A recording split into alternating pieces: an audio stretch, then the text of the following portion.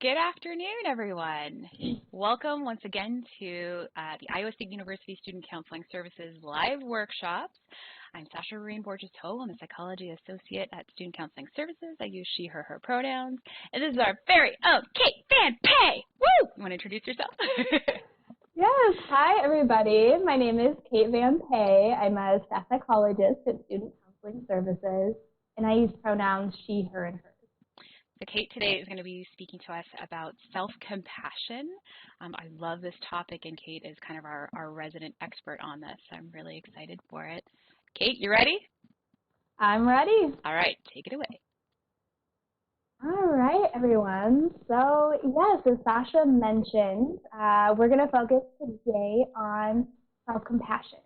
And self-compassion is something that I've become really interested in these past couple of years and have really been working to incorporate it into my clinical work as well as into my personal life. So throughout the workshop today, I will share with you some of what I have been learning in the past so that hopefully you can benefit from some of it as well. Before diving into the topic of self-compassion, I do just want to share with you all about our additional upcoming live workshops, all of which are streamed Wednesdays at 1 o'clock. So in the next few weeks, my wonderful colleagues will be presenting on anxiety and COVID-19, being stuck together in a good way, life hacks, going home for breaks, and acceptance and commitment therapy. So if you're able, please join us. If you're if you're ever unable to join one of our workshops live, know that you can find them on our YouTube channel after the fact as well.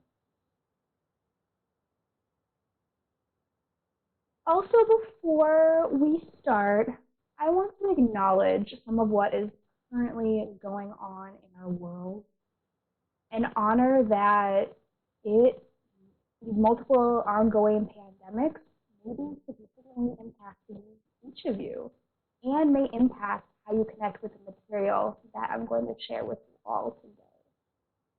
So COVID-19, of course, is a new and unprecedented experience for many of us. Not only can this pandemic lead to worry about the health and safety of ourselves and our loved ones, but the constant life changes and uncertainty of what the world is going to look like even a few months from now. These really challenging experiences to endure on a daily basis like we have been. This pandemic has also brought about experiences of disconnection due to social distancing needs, work and financial pressures for many, and multiple layers of loss of people, loss of experiences. And the other pandemic, racism, is certainly not new.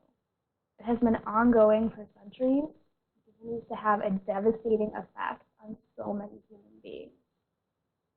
It feels really important today to acknowledge the significant emotional, mental, physical, educational, occupational, financial impact of this continued oppression on a significant number of people in this country. So know that if you are coming in with emotions, reactions related to these pandemics, that is, of course, welcome. I invite you into this space and to hold and connect with the material in whatever way seems meaningful and needed for you.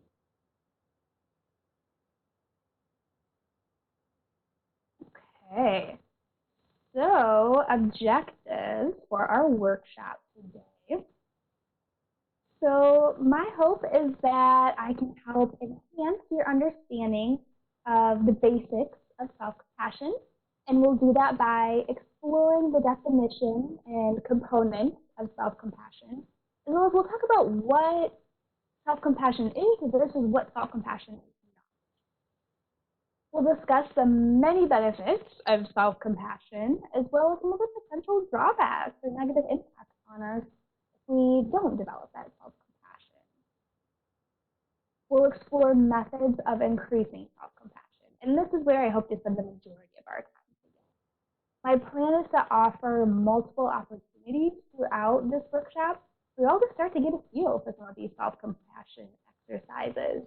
And so I'll offer sort of mini experiential activities, opportunities for you all to try out in the moment some of these practices that I'm talking about, so you can start to see what kind of works for you, what doesn't work for you, have a sense of what this might look like to continue your own after the workshop wraps up. I also want you to know if there are any activities that I am inviting you all to participate in throughout this workshop, it is absolutely just an invitation. If there are activities that don't feel comfortable for you, you are welcome to tune out if you need to, focus on something calming, something that feels safe, like deep breathing. So do what you need to do. And my final objective is to provide you all with some resources to continue your own self-compassion journey. Because it is that, it's a journey. Unfortunately, spending 1 hour in a workshop is not going to lead to y'all becoming super self-compassionate beings all of the time. I wish it would do that for all of us. And hopefully this can help you continue whatever journey you started, or maybe spark a desire to continue, figure out what this looks like for yourself.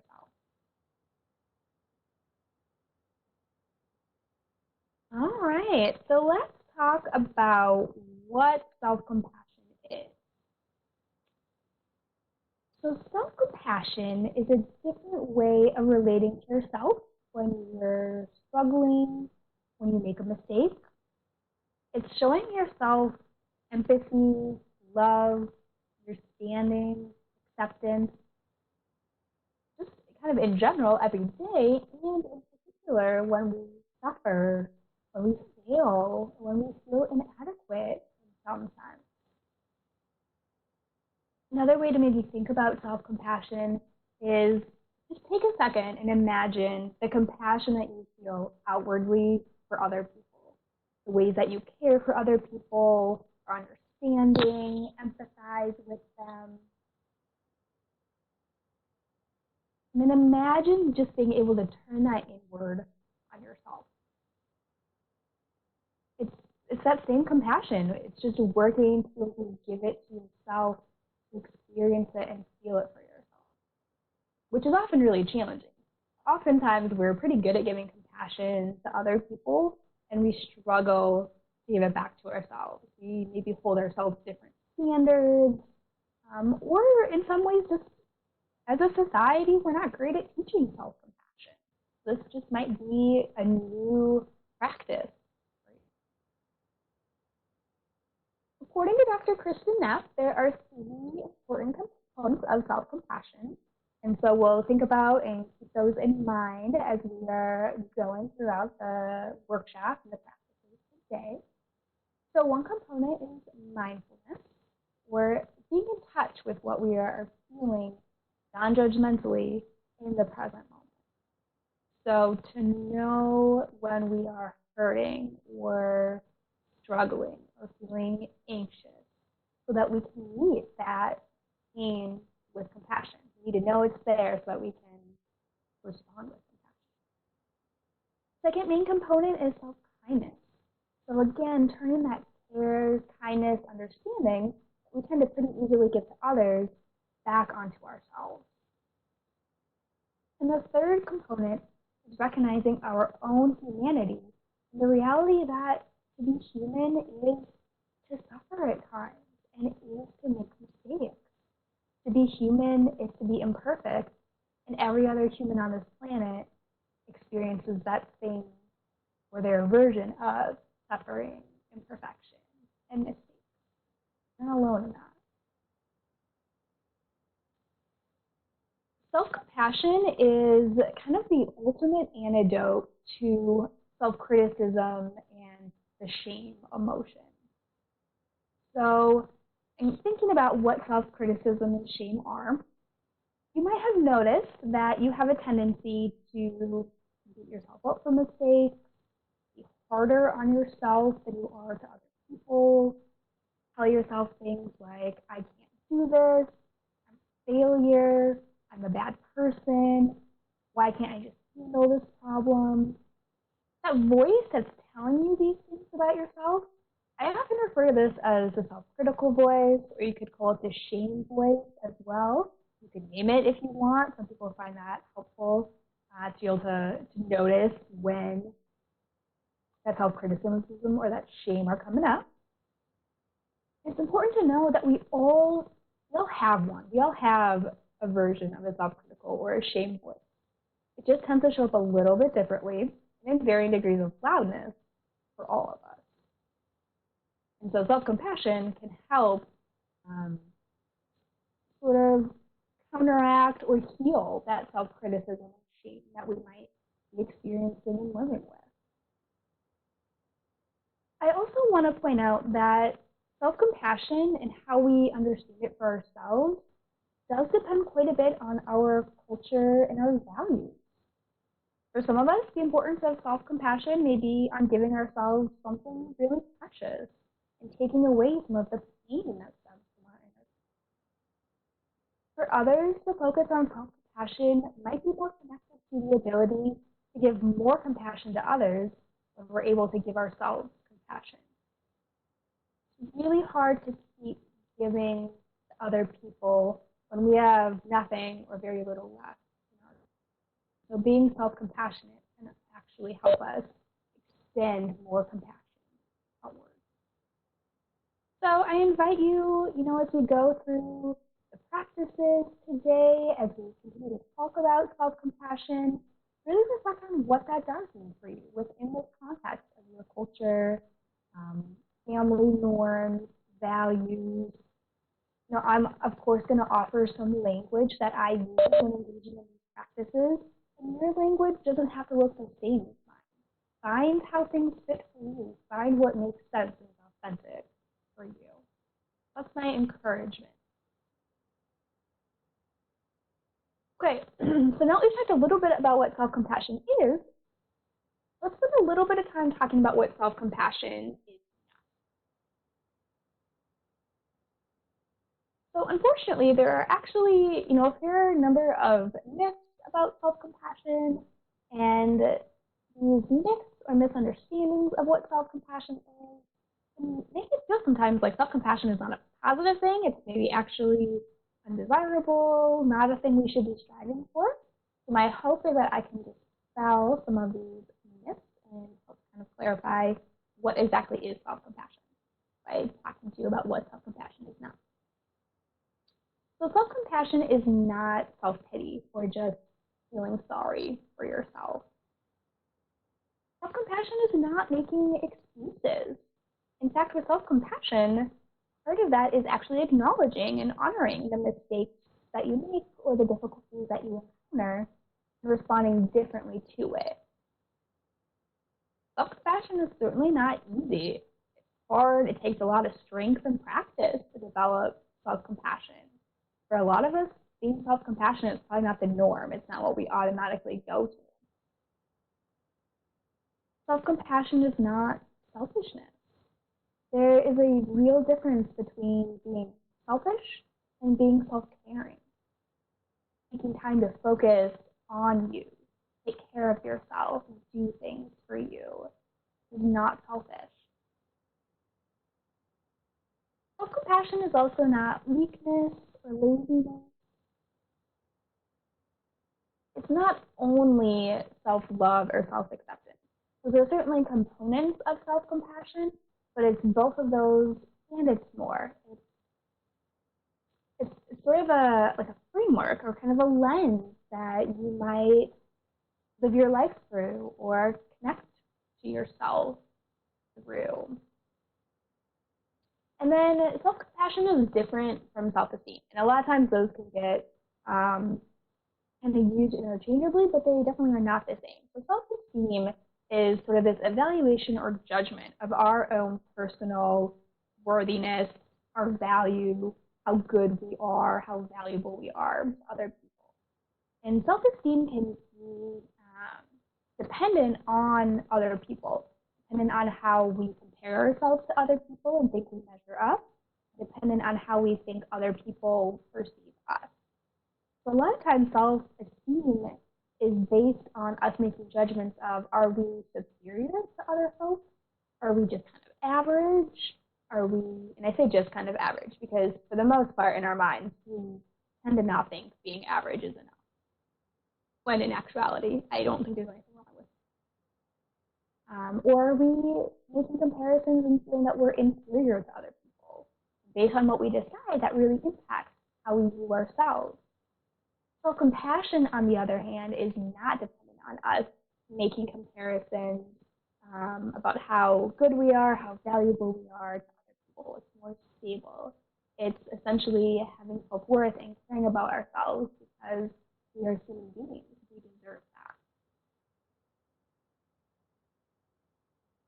So now let's talk a little bit about what self-compassion is and is not.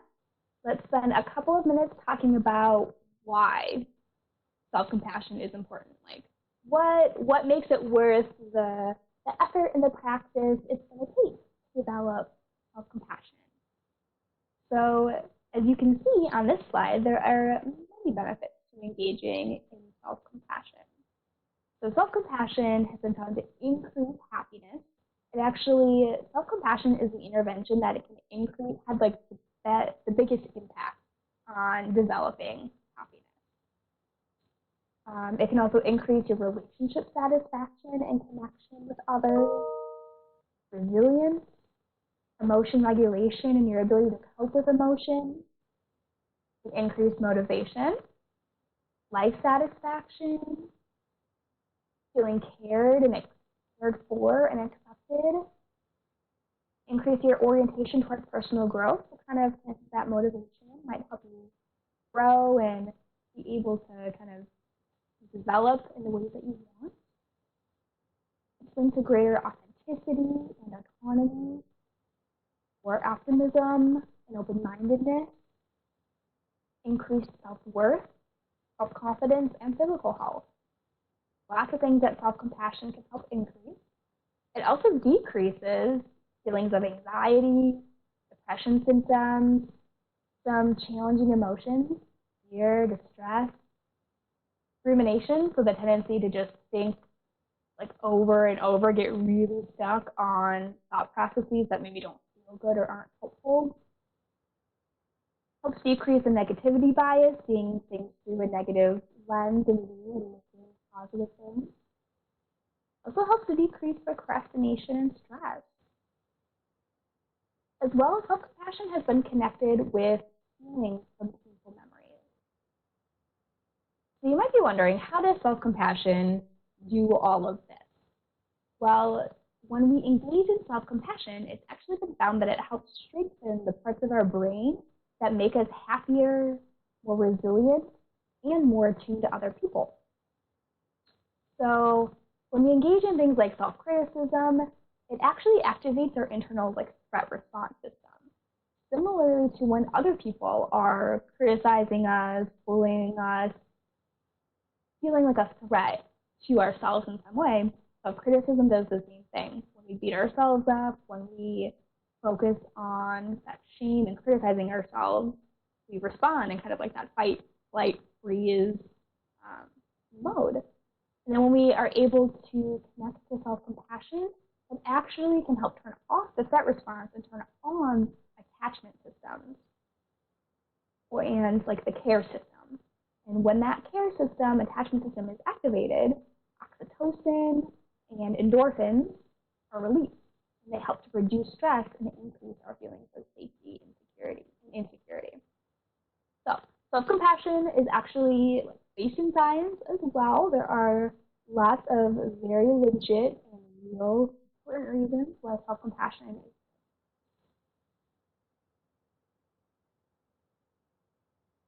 Okay. So let's talk about building self-compassion, this process of developing it or enhancing it. And this is what the remainder of our workshop is going to focus on. How do we do this? What do these approaches look like? So a couple of things before we dive into some of these practices. It's important to keep in mind that not one size fits all when it comes to engaging in self-compassion. You might find that some of these practices fit you really well, some are maybe more kind of on the boundary, and then some just really don't fit for you, or they just really aren't congruent to who you are and how you see the world. And that's totally okay. I don't expect that we're going to go through 8 different types of self-compassion practices, are going to connect with you all in the same way. My hope is that you can find at least a couple that will strike you and that you want to continue to practice and develop for yourself. And like I said, play around with the self-compassion language. I'm going to offer some examples of self-compassion language, and that certainly is not the only or the best language to use by any means. So kind of find what works for you. And then most important, again, is to remember that self-compassion takes a lot of practice. And I don't say this to discourage you, but more to sort of validate and normalize if you're finding that it's tough to build self-compassion and develop this different way of approaching yourself instead of criticizing. And take some time. Think about how long you may have been listening to that self-critical voice. Take a little bit of time to dial down the volume of that voice and dial up your self-compassionate voice.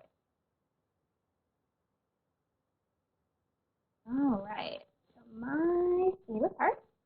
So getting to talk about the self-compassion strategies and what this looks like. So like I said, some of these we're just going to talk about a little bit, and I'll explain kind of generally what they look like, maybe how to continue to engage in some other practice for yourself. And then some of these will take a few minutes, and we'll actually kind of, as much as we can together, we'll practice them together and give you a chance to dive into them. So this first self-compassion practice is engaging in loving kindness meditation. So I'm sure there are a variety of reactions when you hear the word meditation. Meditation can look a lot of different ways. These loving kindness meditations tend to be pretty guided and structured. So you are listening to a recorded meditation, or if you have the opportunity to take a live meditation class, you are being guided to typically first kind of center and ground within the present moment and within your body. You might do that through some breathing, checking in with your physical senses, working to just be in the present moment and let past and future drift off for a little while. And then you might be invited to sort of conjure up in your mind someone in your life who you have a lot of compassion and positive feelings towards. It might be a friend, a family member, a pet. And if you're struggling to feel those positive feelings, that compassion toward somebody real in your life, you're often given the opportunity to imagine a baby, or imagine a young version of yourself that can inspire those feelings of compassion without having any negative connotation typically with. And then you are guided through imagining, and connecting with the feelings of empathy, care, love, compassion, acceptance that you have toward that individual. Maybe imagining how you would express it to that person if they were standing in front of you. It could be through words, or the desire to give them a hug, or to sort of wrap them in all of the good feelings and compassion you have toward them. And what's often the trickier part is taking all that you're feeling for that other person and practicing giving it back to yourself. So you would imagine all those feelings, all that empathy, love, kindness, and they would just wash over you, sink into you in whatever ways it might. Maybe you can only do it for 30 seconds, or maybe you're able to do it for a little bit longer period of time. But you're sort of guided to help you practice. I really enjoy these loving kindness meditations. They might be like 7 minutes long. Some of them are maybe 20 minutes long. You can find a variety of them as well, different voices, different styles. You can certainly find some loving kindness meditations on our Student Counseling Services website. If you go up to, I want to say, if you go to Services, Biofeedback, Mind Body Spa, the Mind Body Spa is what you want to find. Because under there, we have a bunch of different meditations, including some loving kindness. You could also Google loving kindness meditation or go on YouTube and search loving kindness. You'll find a lot of options as well. So that's one way to practice developing and building your self-compassion. Another way that we'll talk about is practicing using compassionate phrases. And this is one where, if you want, I'll invite you to join me in practicing in this moment to start to get a feel of what this could be like.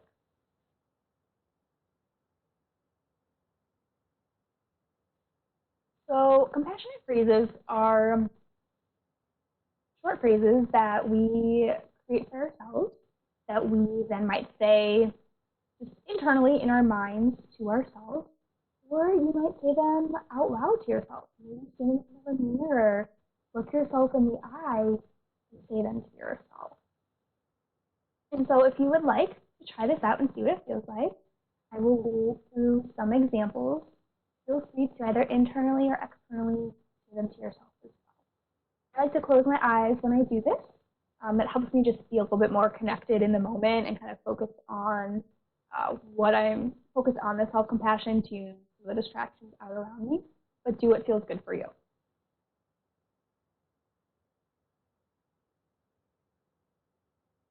May I be peaceful.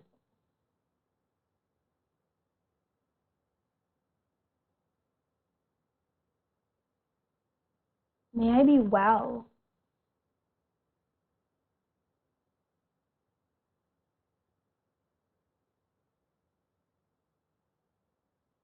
May I be healthy.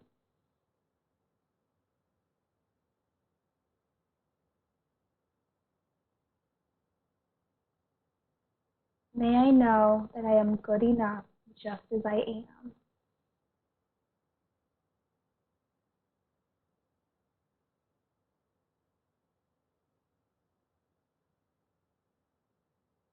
I'll invite you to sit for just another moment and really just sort of feel what it was like to offer these compassionate phrases to yourself.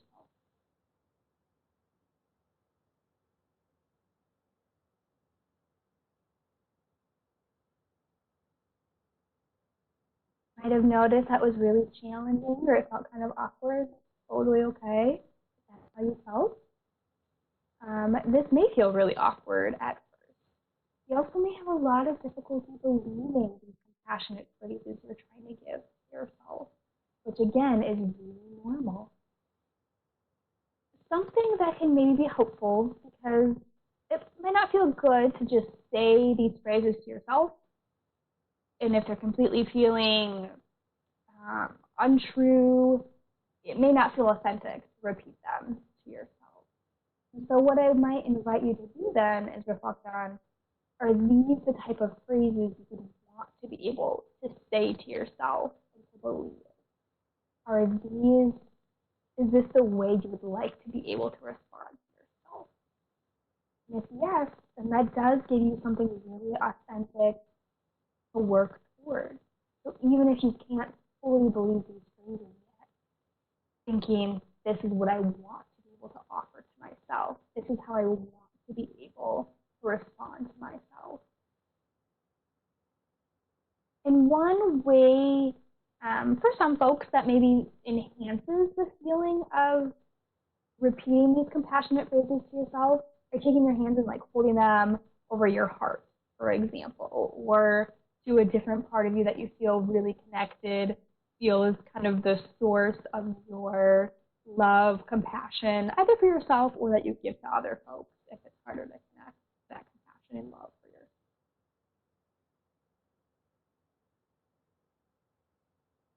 Okay.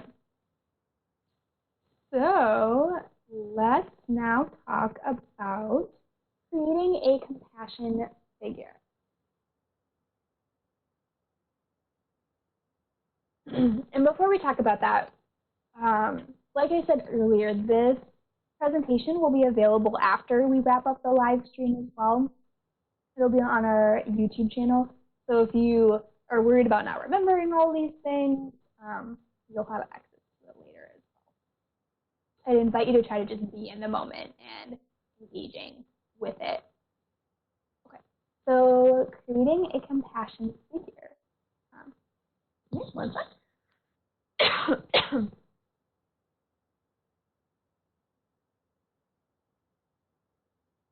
Okay, so if it is challenging to express like those compassion phrases we just practiced, or if it's hard to give yourself compassion in general, you can create a compassion figure in your mind.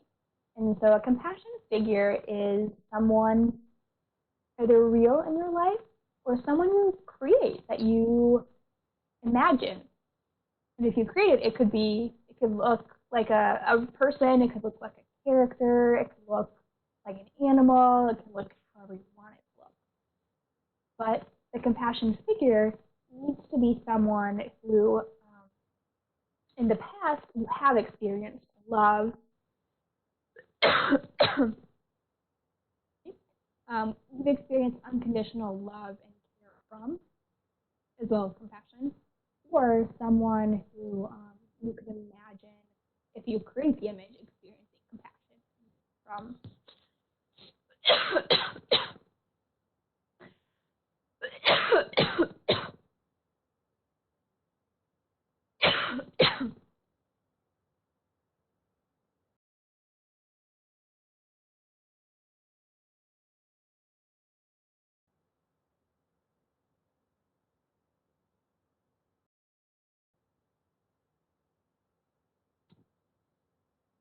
Excuse me, I had a tickle in my throat.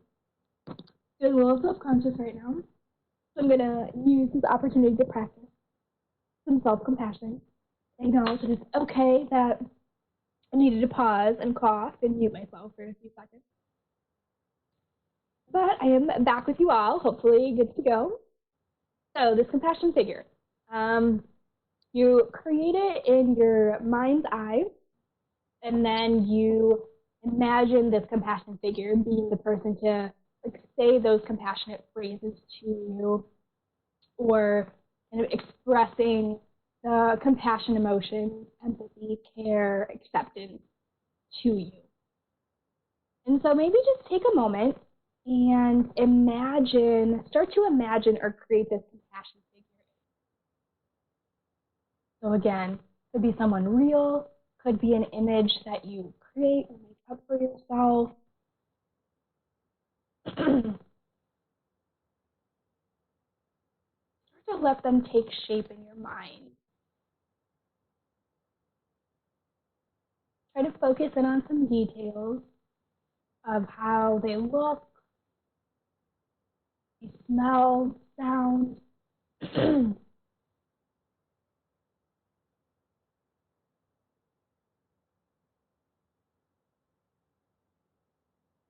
Imagine or feel in this moment the emotions you feel when you're with them, or how just in general you typically feel when you're around or connecting with this figure, or how you imagine you would feel.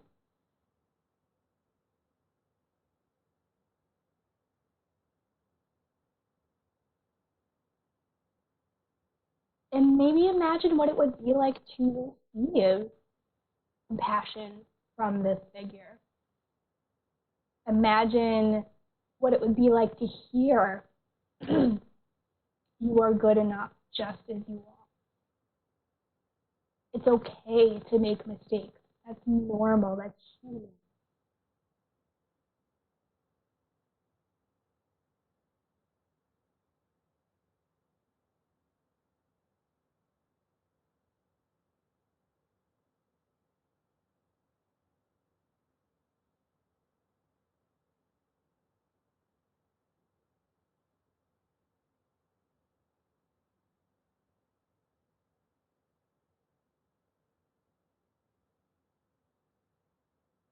Oh, sorry about that. I don't know where that's coming from. Okay, So we will keep moving on. So writing self-compassionately is going to be our next option to build self-compassion for yourself. So this could be writing self-compassionate statements. For example, I'm doing the best that I can. I am good enough just as I am. It is human to struggle. I'm so sorry that part of me is hurt. Whatever speaks to you, and again, play around with some of this language for yourself. What feels good, feels right, and this might develop over time. You could do different self-compassionate phrases every single day. What I would encourage is maybe writing these down on like a Post-it note, for example, and then putting them in places that you'll frequently see them. So on your laptop, on your bathroom mirror, on your fridge door, so that you're constantly sort of practicing thinking for yourself in this more self-compassionate way, where you have easy self-compassionate responses when you're noticing your mind going down this kind of self-critical, shame-based response. If the kind of writing the self-compassionate responses on Post-it notes doesn't really feel like your thing, you could also think about writing a compassionate letter to yourself. The part of you that's hurting, is in pain, is experiencing self-criticism. Sometimes writing things out helps us to see, hear, and consider things differently that often just stay kind of trapped in our mind that we sort of repeat through.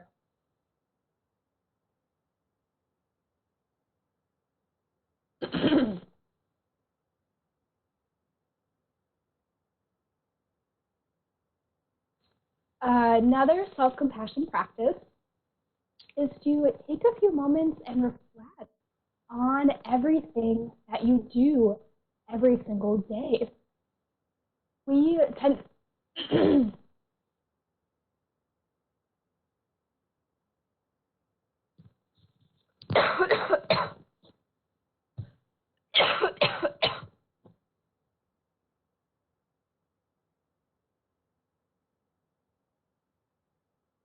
we do so much every single day. And yet we often feel like we are never productive enough or accomplishing enough. This feeling can be exacerbated by a tendency to engage in social comparison or societal messages about what achievement and productivity look like. So to help build your self-compassion, sit with yourself for a few moments and recognize all that you do each day. So for example, your body breathed and kept you alive. You took time to care about and support a friend, maybe. You leaned into and survived a day in this new reality that we're living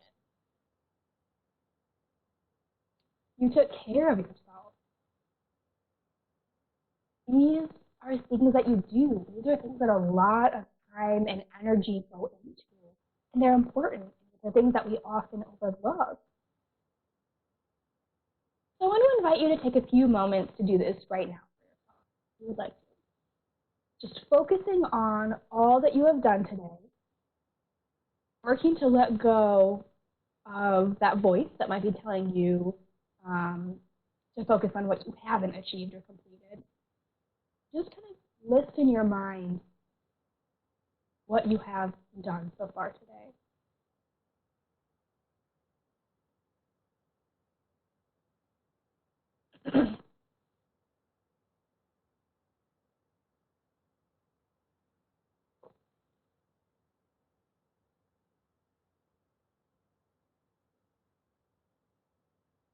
And this is a practice that could be made into a pretty simple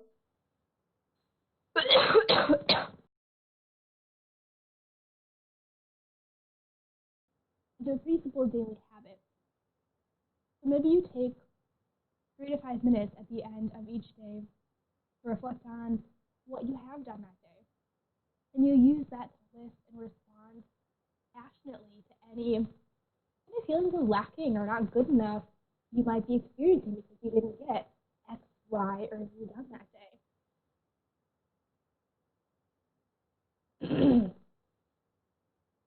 All right, 2 more practices, and then we've got some resources and references for you to wrap it up. So another practice could be showing yourself love and care that you deserve just because you are you. So it's not something you have to earn or you have to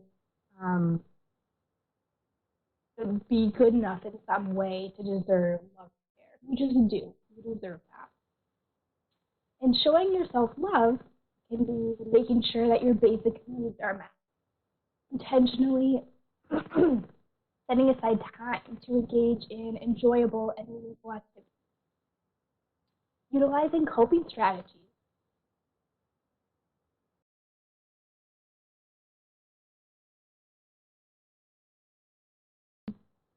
And by doing this for yourself, it communicates that you are worthy of well-being, and empathy, understanding, and happiness. On the slide are some additional examples of ways that you can show yourself love, such as engaging in a hobby, doing some deep breathing, putting on lotion, sleeping a full night, eating consistently, showing yourself that you deserve to be taken care of and that you're important enough for that.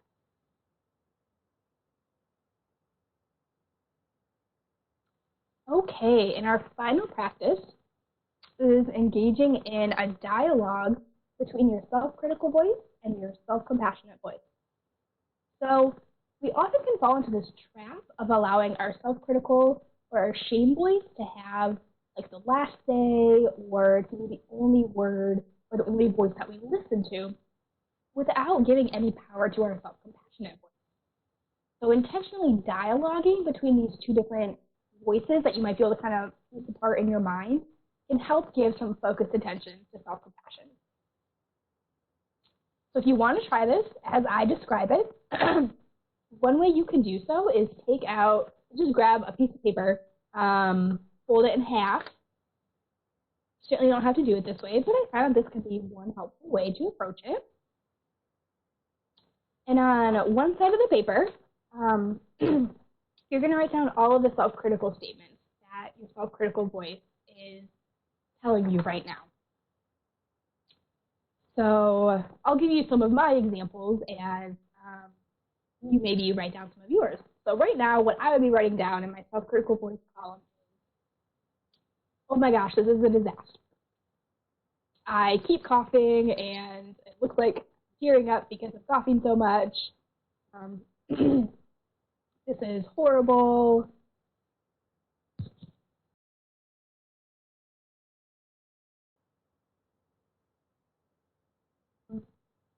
Other self-critical statements could be, why isn't this going better? Can't I just do a better job? Go ahead and write out any other kind of self-critical statements that you might be experiencing.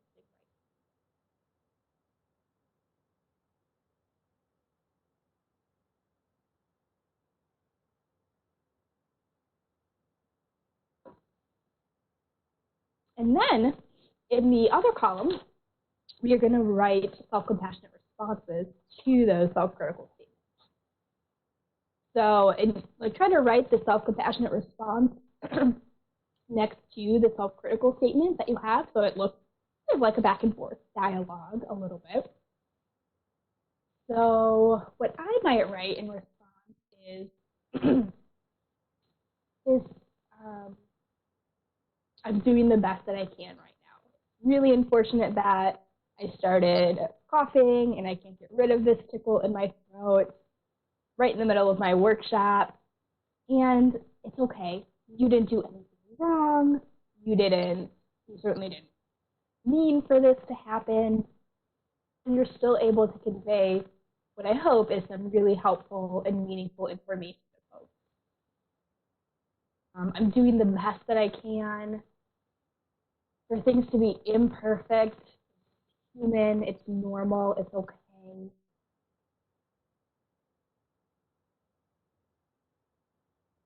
if this situation happened again in the future, maybe my backup plan would be I'd have some throat lozenges with me, or I would just kind of pause the workshop for a few moments and go off camera and cough it out. And that's okay. That's something to think about for next time if it were to happen again.